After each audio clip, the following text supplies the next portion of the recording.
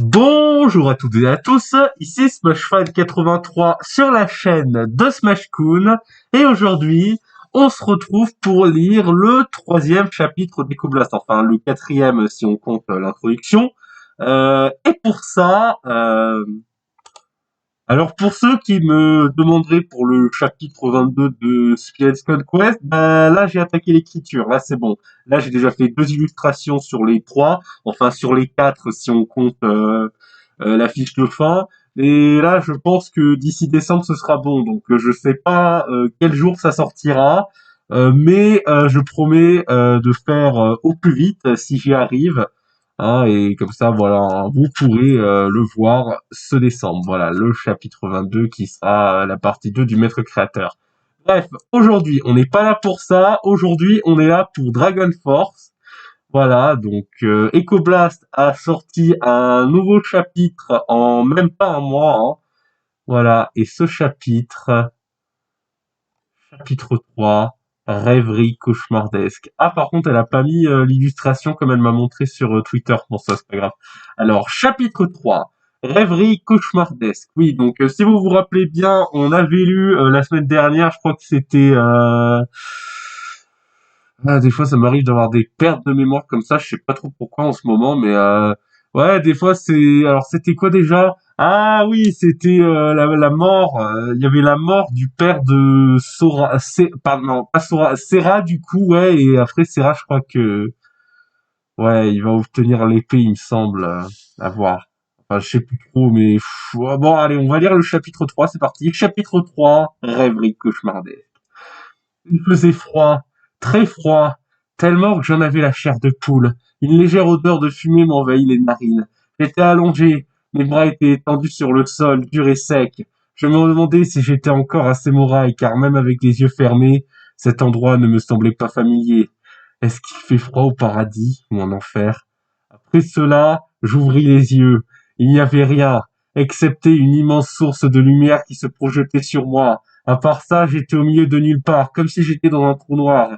Puis je tends mes bras devant moi, sans but particulier, mais je voulais m'assurer que j'étais vivant et étrangement, j'avais l'air de l'être. Maintenant que je regardais les paumes de mes mains, je me les frottais sur mon visage et au toucher, je constatais qu'il était trempé de la sueur. Ensuite, j'essayais de me relever en appuyant sur le sol. En faisant cela, j'ai réalisé que j'étais nu comme un verre, ce qui donna un petit sentiment de honte. Mais ce sentiment fut éphémère, car je remarquai que j'étais tout seul. J'étais presque debout et en même temps, j'étais étonné d'avoir la force d'effectuer cette action. Je réussis enfin à me relever et mes jambes étaient en coton, mais je tenais encore. Après cela, je sentis quelque chose qui pendit à mes pieds. Je baissai la tête, puis je découvris avec horreur que devant mon corps nu et maigre pendaient mes intestins qui venaient de tomber de mon ventre. Ouch! Ah ouais, c'est chaud là, c'est la blessure mortelle que m'avait infligée l'individu sanguinaire était encore là, mais le plus étrange était le fait que je ne sentais pas la douleur. Cependant, cette vision me fit vomir presque instantanément malgré le fait que j'avais essayé de me retenir.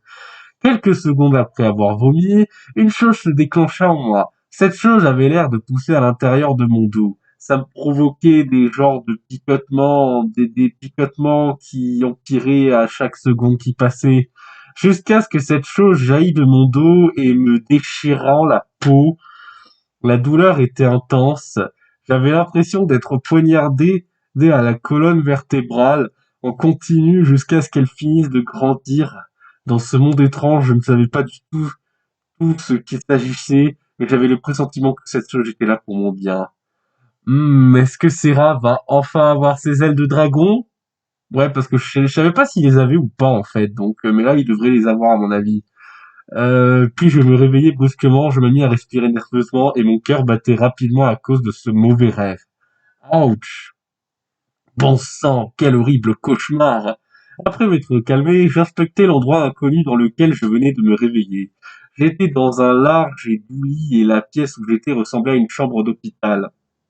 Mais cette chambre avait un côté luxueux car beaucoup d'objets étaient de couleur dorée. En reprenant complètement mes esprits, je sentis que ma blessure au ventre était recousue et recouverte de bandages. En même temps, je remarquai que j'étais toujours nu.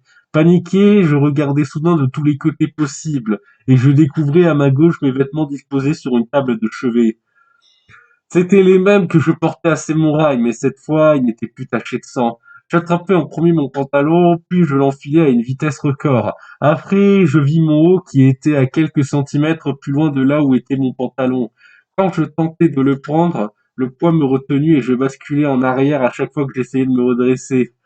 Déconcerté, je jetai un coup d'œil derrière moi et je mis quelques secondes pour réaliser qu'il s'agissait en fait d'une paire d'ailes de Santi. Ah ouais, d'accord. En faisant cette découverte, je laissai échapper un petit cri de surprise, puis je sautai hors du lit quand je remarquai un miroir dans un coin de la chambre. Je me précipitai vers cette glace et je vis que cette paire d'ailes ressemblait comme deux gouttes d'eau aux ailes que possédait mon père. J'ai eu ensuite une sorte de fascination pour ces ailes. En même temps, je me demandais pourquoi elles étaient là. Je commençais à lire. Ah ouais, il y a quand même 25 minutes. Ah ouais, ça va être genre super loin à lire. Mais bon, tant pis, c'est pas grave. On va le lire, même si ça prend 1 heure, c'est pas un problème. Euh, aux ailes que possédait mon père. J'ai eu ensuite une sorte de fascination pour ces ailes. En même temps, je me demandais pourquoi elles étaient là. Je commençais à lier avec l'étrange rêve que je venais tout juste de faire, puis je compris pourquoi il avait l'air tellement réel. Je me rappelais soudain du dernier geste qu'avait fait mon père avant de mourir. Je supposais qu'il avait en quelque sorte transféré ses pouvoirs de Santic en moi. J'ignorais que les Santic étaient capables de faire ça. Au passage, j'aurais tellement voulu le remercier pour ce don. Je continuais d'observer attentivement mes nouvelles ailes dans le miroir, quand soudain, j'entendis des bruits de pas se rapprocher de ma chambre. Je commençais à stresser légèrement, puis la porte s'ouvrit et dans son entrebâillement, une tête apparut. C'était un garçonnet qui avait environ 14 ans. Milios, non, je rigole. Il avait des yeux bleus, des cheveux blonds. C'est hardcore. Je parie c'est hardcore. On va voir qui c'est, mais si c'est blond, normalement, ça devrait être peut-être hardcore, je pense. L'ange avec les... Alors, il avait les yeux bleus. Ouais, il me semble que hardcore avait les yeux bleus, ok. Les cheveux blonds. Ébouriffé, ouais, bah ça doit être hardcore, ouais. Il portait un t-shirt blanc, à skip hardcore, ouais. Avec une veste sans manches au-dessus, et un pantalon qui s'arrêtait jusqu'aux chevilles. Le plus étrange est le fait qu'il avait quelque chose de blanc qui lui poussait au dos, mais je ne pouvais pas encore distinguer ce que c'était. Salut le Santic, tu as guéri plus rapidement que prévu finalement, dit-il aimablement dans une voix plutôt aiguë. Ok. Dès qu'il entra dans la pièce calmement, j'ai découvert que la masse se trouvait à son dos était des ailes blanches comme la neige. Ah, je rêve! Dès le moment même où j'aperçus, je me cachai derrière mon lit en récupérant un scalpel qui traîne sur une table près de la fenêtre. N'aie pas peur, nous sommes des gentils, nous. En fait, il n'avait pas encore remarqué l'arme médicale que j'avais pris discrètement. S'il te plaît, sors de ta cachette. J'entendis qu'il sauta sur le lit, ensuite il passa sa tête au-dessus du coin où j'étais caché. Dès que je voyais son visage jovial, je pointai le scalpel devant lui. La mésaventure que j'ai subie m'a rendu tellement craintif au point de vouloir me défendre grâce à un gamin désarmé. Ce dernier paniqua en voyant l'arme. Il recula puis chuta du lit. Je profitai de ce moment pour me rapprocher de lui tout en fermant le scalpel à 2 mains devant moi. Je voulais ensuite le questionner en le menaçant avec l'arme, mais quand je m'approchai de lui, je sentis une profonde douleur au ventre. Bien que recouverte d'un bandage, ma blessure n'avait pas complètement guéri. Le garçon muni d'elle profita de cette distraction pour s'enfuir. J'ai détourné la tête vers lui et je vis qu'il sauta par la fenêtre qui était ouverte. « Hé, reviens !» Je me dirigeai vers la fenêtre, le garçon déploya ses ailes et atterrit en douceur. Quant à moi, j'en profitai pour observer l'environnement où j'étais. C'était la fin de la matinée et quelques rares nuages recouvraient le ciel. Je fus ensuite impressionné quand je découvris qu'il s'agissait d'une sorte de civilisation. Devant moi se dressait une cour. Cette cour avait, comme la chambre, un côté riche. Je pouvais apercevoir quelques hommes oiseaux en train de discuter, mais certains m'observaient, l'air confus. Ensuite, je baissai la tête et je découvris aussi que j'étais à quelques étages en hauteur. Après cela, je décidai que je devais essayer de voler avec mes nouvelles ailes. Mais si je devais prendre un grand risque car j'ignorais comment m'en servir. J'attrapai mon haut et je me mis quelques mètres de la fenêtre pour prendre mon élan, puis je me ruai droit vers elle en plongeant à travers, toujours avec le scalpel à la main malheureusement. Ah ouais, chaud. Ce fut l'idée la plus bête que je n'ai jamais eue. Dans le vide, j'étais incapable de faire bouger mes ailes par moi-même. Puis je me mis à crier de toutes mes forces, espérant qu'un miracle arrive. Soudain, un homme me rattrapa dans les airs alors que j'étais à une seconde de m'écraser. Ce fut tellement rapide que je n'avais pas le temps de le distinguer. Quand il atterrit, il me reposa sur le sol, aussi doucement que possible. Mais j'étais très méfiant, donc dès que j'étais par terre, je ne pris même pas le temps de me relever et je reculai jusqu'à ce qu'un muret me bloque. Craintif, en menaçant l'homme avec le scalpel, puis je me suis mis à l'inspecter. C'était un adulte très grand qui avait de larges ailes d'aigle. Elles étaient tellement grandes qu'elles traînaient au sol. Il avait de courts cheveux blonds, des rides étaient légèrement visibles aux côtés de ses yeux, il portait des lunettes de vue, des vêtements de roi et une couronne brillante cornée de deux petites plumes. En fait, on aurait dit une version adulte du petit garçon que j'avais essayé de poursuivre. Papa, il a essayé de faire du mal, blâma ce dernier en sautant dans le bras de son père. Il me regarda avec attention. Je pense que c'est lui qu'on, je pense que c'est lui qui croit qu'on va lui faire du mal. Tu as vu ce qui arrivait à la communauté des Antiques dans laquelle il vivait? Mais c'est pas une raison. Mon petit, laisse-lui une chance. L'adulte se tourna vers moi, il se rapprocha de ma personne, puis se mit à genoux, ensuite il tendit sa main droite vers moi en me disant «Donne-moi cette arme. On promet qu'on ne veut que ton bien.» Il avait l'air très amical et commençait à avoir confiance en lui. Et je commençais à avoir confiance en lui. Par la suite, je déposai le scalpel dans sa main. Tu vois quand tu veux. Soudain, je repensais à mon père, sans raison particulière. Ensuite, je sentis les larmes monter, puis j'éclatai en sanglots. L'homme empathique me prit dans ses bras. Calme-toi, qu'est-ce qui t'arrive? Il a tué mon père. Qui est il? Mon terrible sanglot faisait que j'avais du mal à parler. Je, je ne sais pas. D'accord, après, il tenta de me rassurer. En même temps, je remarquai que les quelques hommes oiseaux que j'avais aperçus essayaient d'écouter notre conversation. Curieux, mais je me contentais de les ignorer. Allons, arrête de pleurer. Euh, Arrête avec un S. C'est pas sans S plutôt. Voilà. Arrête, mais sans cesse. Ouais, bon, c'est pas grave, les petites fautes, ça arrive. Arrête de pleurer, ça va aller, je sais, tu devrais essayer de devenir ami avec mon fils Arcor. Oui, oui, c'est Arcor, oui, c'est lui, voilà, c'est l'ange avec l'arc, là. Enfin, je sais pas s'il a encore un arc, mais... Alors, je détournerai la tête vers ce dernier. Il était en train de croiser les bras, l'air perplexe. Tu entends, mon garçon? Je vis ensuite qu'Arcor hésita pendant quelques secondes, mais il finit par dire bon, je suppose que tout le monde a droit à une seconde chance après tout. Parfait. Au fait, quel est ton prénom? Avant de répondre, je suis Mélarde. Je m'appelle Serra et vous? Je suis Raven, le roi de Périvaillon. Non, de Périvalon. Périvalon. Voilà. Périvalon. Périvalon. Voilà. Donc, normalement, si je me trompe pas, ça se prononce Périvalon. Bon, Pierre et Coblas me corrigera, hein, mais un royaume sans conflit fondé il y a des milliers d'années. Mais je suppose que ça ne répond pas à toutes les questions. Un roi? Je comprends maintenant pourquoi tous ces gens ont l'air ravis de le voir. Une minute. Qu'est-ce que je fais ici au juste? Pour faire simple, tu es chez nous grâce à la chance. Il faut savoir que, en dehors de la royauté, les Athorions et moi pratiquons l'exploration. Et les Athorions? Ah oui, c'est le nom de notre espèce. Bref, il y a quelques jours, nous avions eu pour but d'explorer l'archipel des Santiques et son magnifique village qui est ses murailles. Malheureusement, il était en ruine quand nous sommes arrivés et nous t'avons retrouvé. Tu étais là, étendu par terre, éventré, fragile, mais ton cœur battait encore légèrement et nous avions décidé de t'emporter à Périvaillon pour te sauver la vie, car tu ne méritais pas de mourir aussi jeune. Mais au fait, sais-tu pourquoi ces morailles étaient dans cet état? C'est arrivé si vite. Nous nous sommes fait attaquer par des créatures terrifiantes et un homme. Je pense que tu devrais essayer d'oublier ce traumatisme. Si vous le dites, mais où est-ce que je vais vivre maintenant? Harcourt prit ensuite la parole. Ah, ne t'en fais pas, nous avions tout prévu. Comment ça? Le jeune aigle sortit une clé de sa poche. Tiens, nous t'offrons cette clé d'une chambre pour 2 personnes. Profite bien de ce cadeau d'amis. Quoi? Mais c'est beaucoup trop gentil.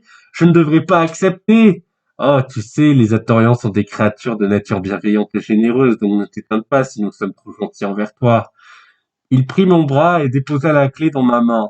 Ce bon geste me fit sourire, pourtant je souriais rarement. Raven intervient une dernière fois en me disant: «Bon, je vais devoir vous laisser. Je dois retourner à mon trône. Au passage, je suis sûr que vous avez plein de choses à vous raconter.» L'homme fit quelques pas. Et puis Serra, j'espère que tu t'intégreras à merveille ici. Ses ailes se déployèrent. Il s'envola vers les cieux pour ensuite se diriger vers un espèce de palais. Quand je le vis partir, je me rappelai soudainement d'un élément important. Attends une seconde. L'épée de mon père, où est-elle? L'épée de ton père? Tu parles bien de l'épée bleue? Oui, c'est le seul souvenir qui me reste de lui. Ah oui, nous l'avons mise en sécurité dans une réserve. Quoi? Je la veux maintenant. Mais calme-toi, je sais où se trouve la réserve. D'abord, je dois t'emmener dans ta chambre. Hardcore vit que je commençais à perdre patience. Il est devenu légèrement intimidé. Bon, on y va? En réalité, je n'avais pas très envie de le suivre. Et au fait, tu devras enfiler ton haut. J'avais complètement oublié que j'étais encore torse nu. Quand je le remarquai, je fus surpris, puis je commençais à me vêtir. Mon haut était dans ma main depuis le début. Lol, comment il a pas pu le remarquer? Bon, allez, c'est pas grave. Moi, il était pas à poil devant tout le monde. Allez, bref. Je passais mon bras à travers une manche. En faisant cela, je remarquai au dos un trou béant à travers le tissu. Quand Hardcore le vit, il me révéla. Ah oui, ça, je vais t'expliquer. Quand nous étions en train de naviguer et qu'on t'emportait dans notre navire, j'étais là, il t'est arrivé quelque chose d'étrange. D'abord, quand tu étais dans un profond sommeil, tu as d'abord commencé à avoir des spasmes. Nous étions sûrs que tu allais te réveiller, mais ce n'était pas le cas. À la place, tu t'es mis à hurler de douleur, puis c'est celle de senti que, en quelque sorte, poussait de ton dos, ce qui a déchiré ton haut, et ensuite, ton dos est devenu ensanglanté. Après, tu es redevenu inconscient. Impossible de te réveiller. Voilà pourquoi ton haut est troué. Des ailes qui poussent de mon dos. C'est bizarre, c'est exactement ce qui se passait dans mon rêve. Hardcore ne me répondit pas.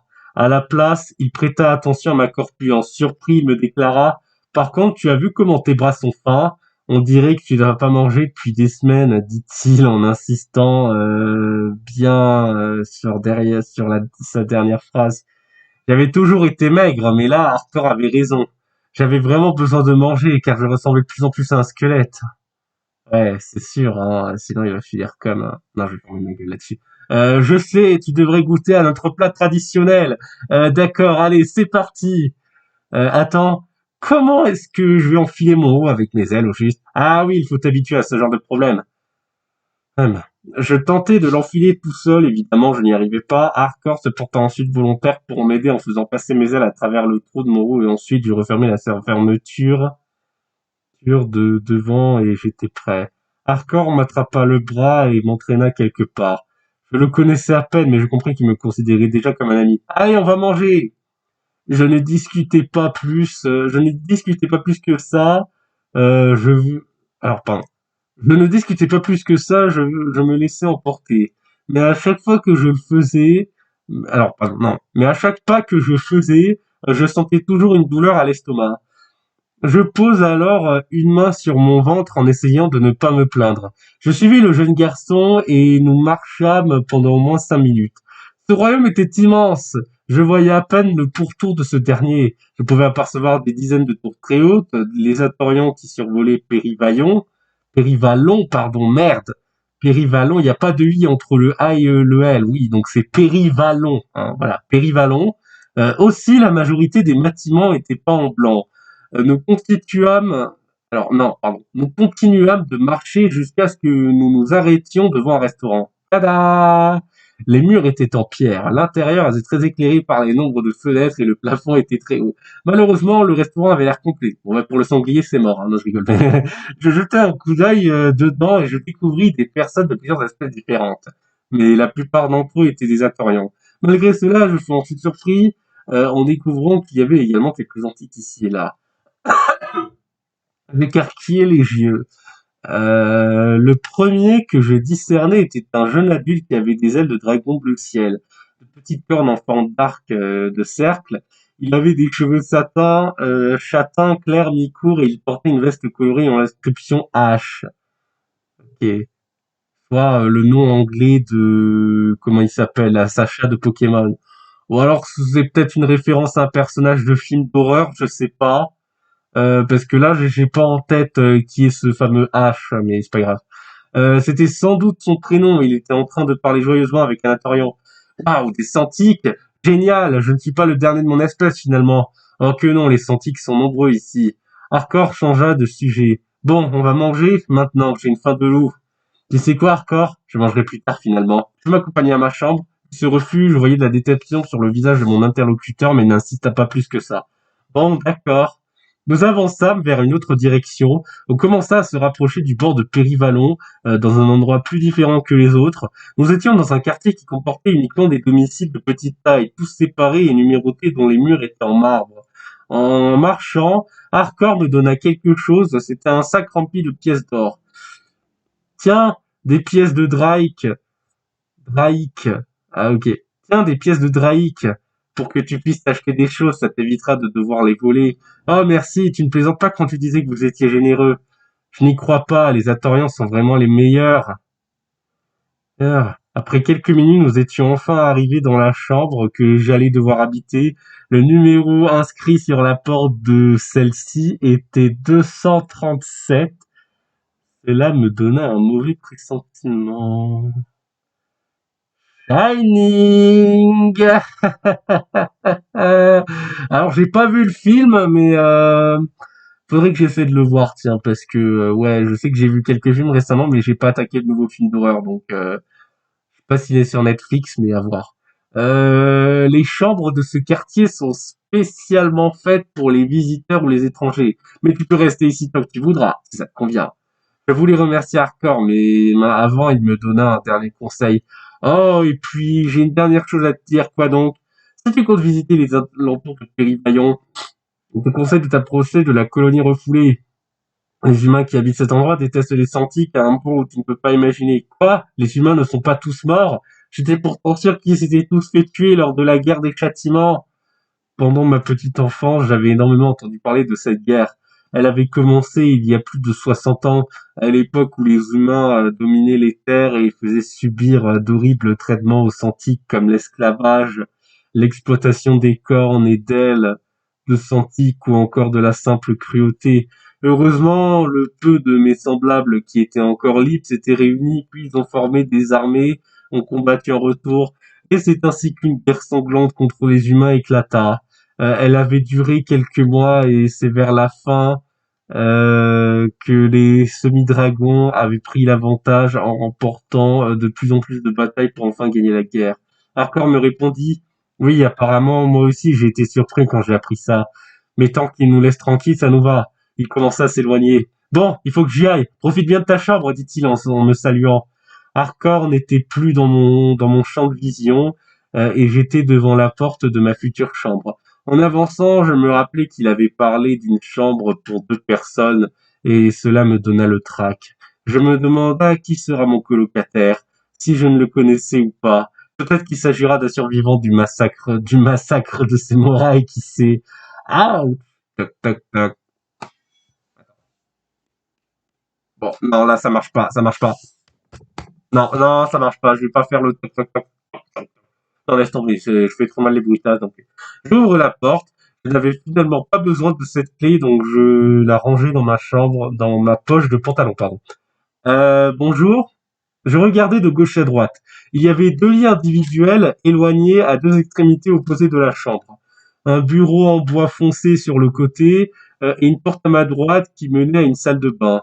Quand soudain j'aperçus un individu accoudé à l'unique fenêtre de la chambre, cette personne était en train de fumer une cigarette. Quand il se retourna, ce fut le choc.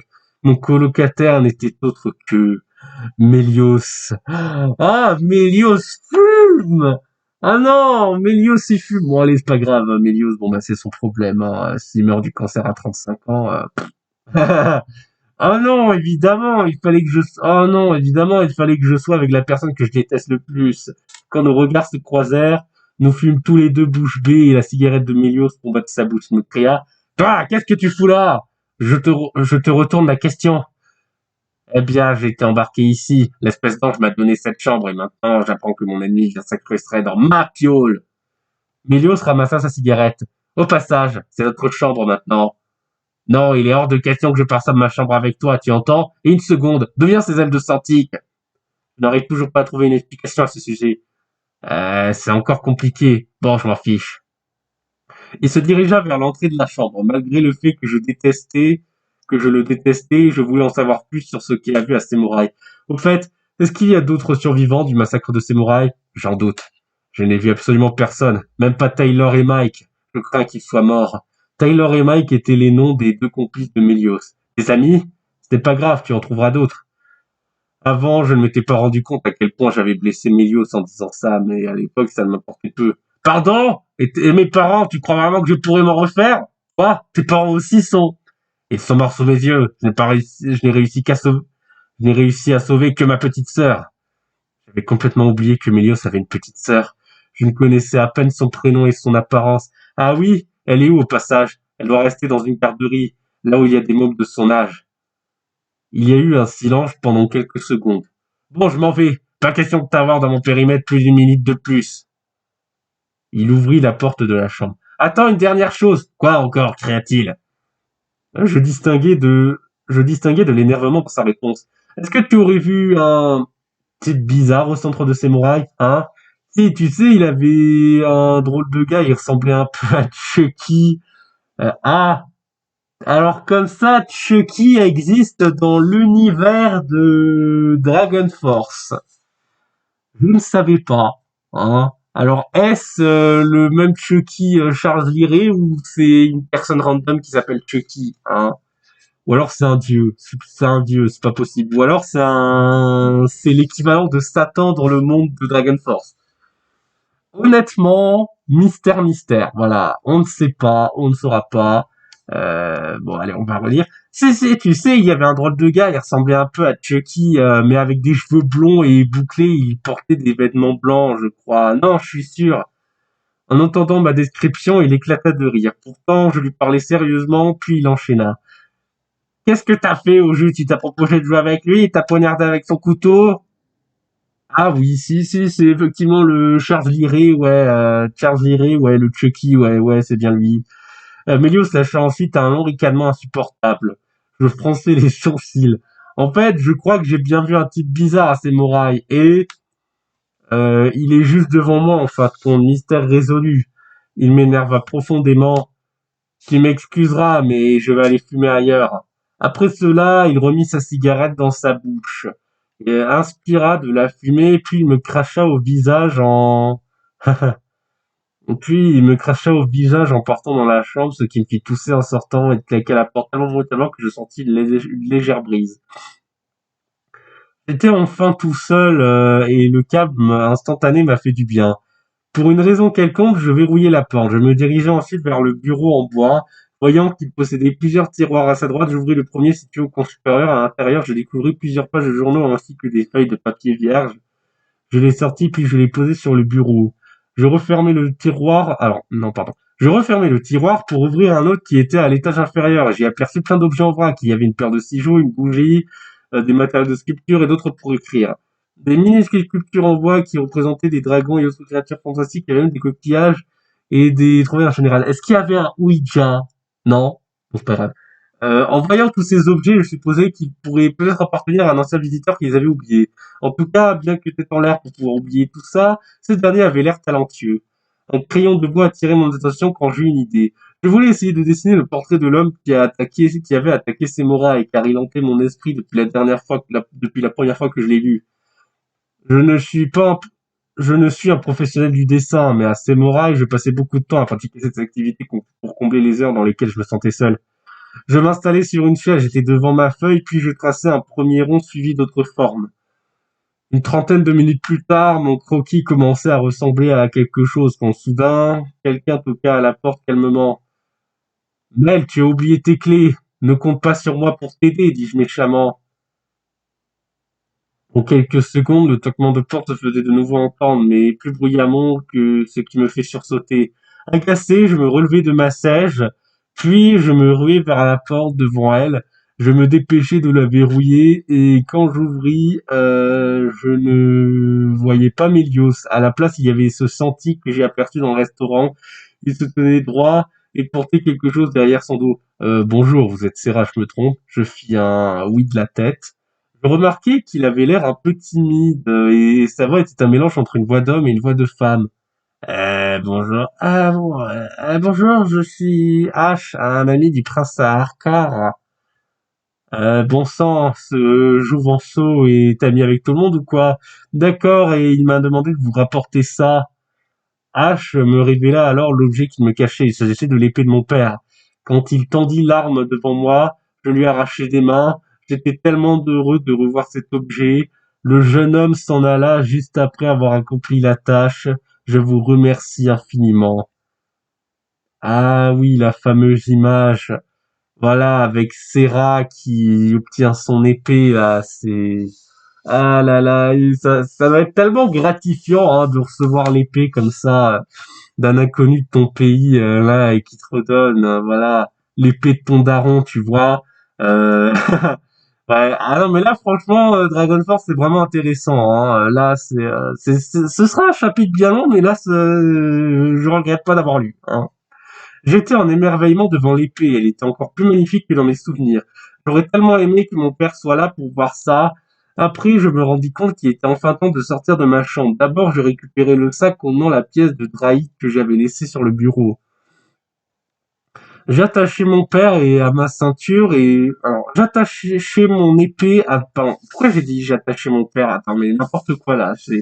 J'attachai mon épée à ma ceinture et je m'en allai, en prenant toujours soin de verrouiller la porte.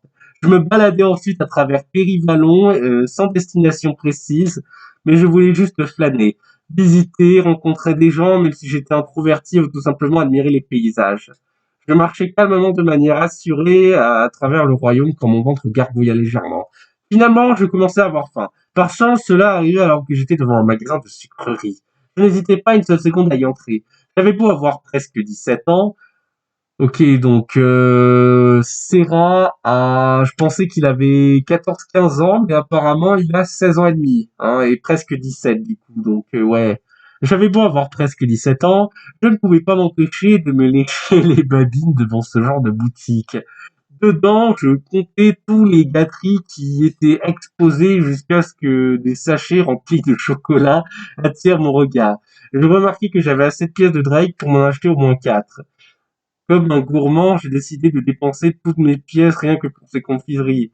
Mais j'en étais quand même ravi en sortant du magasin. Dehors, j'ai dépalé le premier sachet que je voyais dans le sac qui comportait des chocolats, puis j'en dégustais le contenu impatiemment. Malgré cela, je n'avais pas encore remarqué cet homme inquiétant qui me suivait sans que je ne le sache. En seulement 2 minutes, j'avais déjà englouti tout ce qu'il y avait dans le sachet. Je prends ensuite la décision de manger le reste de mes sucreries pour plus tard. Ouais. Alors j'ai eu l'idée d'essayer de les cacher quelque part pour que le sachet ne m'encombre pas aussi et je ne voulais pas les laisser dans la chambre pour que Mélios les trouve.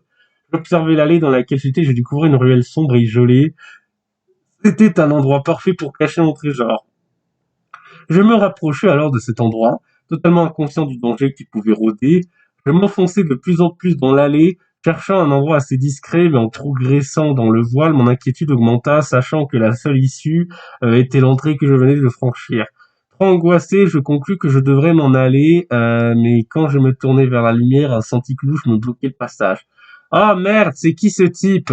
Il était de grande taille et avait une trentaine d'années. Il portait des vêtements infects, de longs cheveux clairs mais décoiffés. Il avait de grandes cernes, ses ailes étaient grisâtres et sa peau était recouverte d'écailles foncées. Je devais me rapprocher de lui dans le but de le contourner, mais quand j'essayais, il m'attrapa fermement les épaules pour que je ne puisse pas m'enfuir. Ah ouais, d'accord. Ah ouais, super. Alors, attends, j'en étais où déjà? Bon, non, attends. Non, attends. Alors, paniqué, je craignais qu'il allait me faire du mal, car il me souriait tel un psychopathe et me regardait comme un prédateur était sur le point de dévorer sa proie. Il me dit brusquement dans sa voix rauque et tremblante: «Tu as une jolie épée et tu me la donnes?» J'ai bien failli perdre cette épée. Je ne voulais pas que ça arrive une seconde fois. Plutôt crever! Le senti étrange commença à grogner de frustration presque à la manière d'un animal. «Laisse-moi partir!» L'individu ignora ma demande et il continua de me regarder d'une manière effrayante. J'essayai de le repousser, mais il ne bougea pas d'un centimètre. Et j'ai pris alors une grande inspiration pour pousser le cri le plus fort possible, quand soudain il sortit un couteau de sa poche et le glissa sous ma gorge. Je t'égorge comme un porc si tu cries. Son visage me terrifiait de plus en plus, et je compris que ce type pouvait qu'être un fou. Cette situation me rappelait la querelle que j'avais eue entre Mélios et que j'avais eue avec Mélios à Sévoraï. Sauf que maintenant, il n'y avait plus personne pour me sauver une énième fois. Et étant sous son emprise, il me prit la précieuse épée qui était attachée à ma ceinture en même temps. Il éloigna le couteau de ma gorge. Je me profitais de ce moment pour m'enfin l'attaquer. Pour commencer, je attrapais son avant-bras, puis je mordis au poignet, et enfin, quand il recula de surprise, je frappai entre les yeux.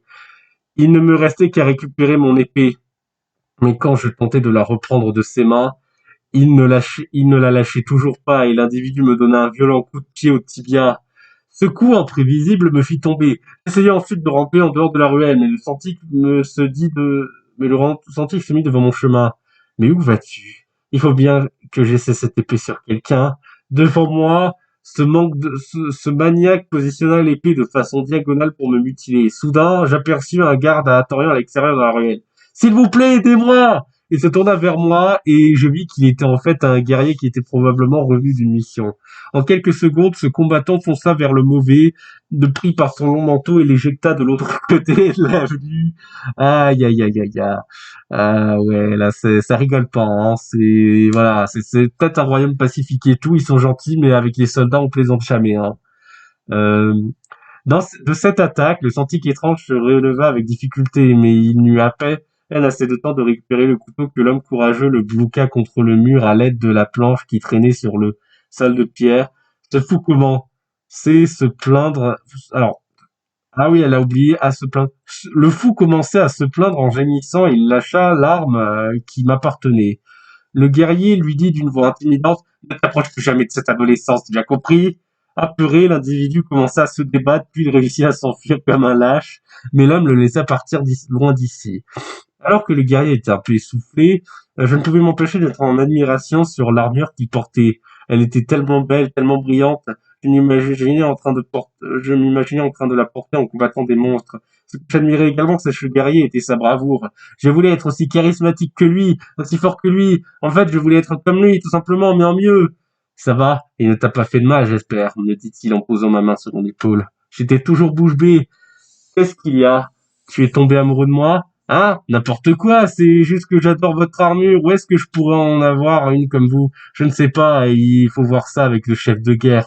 Mais si tu veux mon avis, avec ta carrière de maigrichon, tu ne feras pas long feu au combat. Je déteste quand on m'appelle par maigrichon, même si je l'étais. Je vous demande pardon. Désolé. Je sais que la vérité blesse toujours, mais il fallait que ça sorte, se moqua-t-il. Vexé, je m'éloignai de lui. Eh, où vas-tu, gamin? Je rentre chez moi. L'homme soupira et nous ne discutons pas plus. J'oubliais de le remercier. Je ramassai mes déchets de chocolat et puis mon épée qui était par terre. Je l'attachai de nouveau à ma ceinture et je m'en allai en mettant une main dans ma poche. En marchant, je boitais légèrement à cause du coup que j'ai reçu. En fin de compte, ce héros avait donné un but à mon existence sans même le vouloir et j'étais déterminé à l'atteindre. Plus tard, je serai un guerrier et ça mérite un vote. Voilà.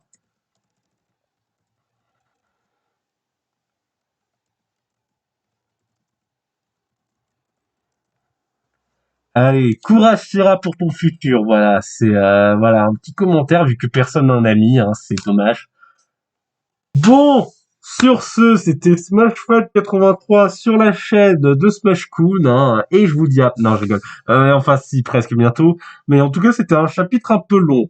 Mais ça avait le mérite de le lire, parce qu'on a fait quand même la découverte d'Arcor, on a découvert une nouvelle île, il y a le retour de Mélios, donc au final, il est pas mort. Il y a même les membres de la famille de Mélios qui sont pas morts, enfin, sa petite sœur, bon, bah, ses amis, bon, bah, ça, voilà. Le père, il est mort. Serra, il a retrouvé son épée. Hein, et ça paraît quand même assez intéressant. En tout cas, bravo à Ecoblas qui a réussi à l'écrire en si peu de temps, hein, clairement. Hein. Alors que moi, ça fait 2 mois que j'ai pas trop avancé. Enfin, si, là, j'ai un peu avancé sur Spirit Conquest, mais bon, là, c'est le chapitre 22 et que c'est un peu long, quoi. Allez, voilà, c'est tout. Je vous souhaite une bon après-midi ou une bonne soirée ou une bonne journée, n'importe. C'était SmashFun 83 sur la chaîne de Smashcoon et à la prochaine pour une nouvelle vidéo. À plus!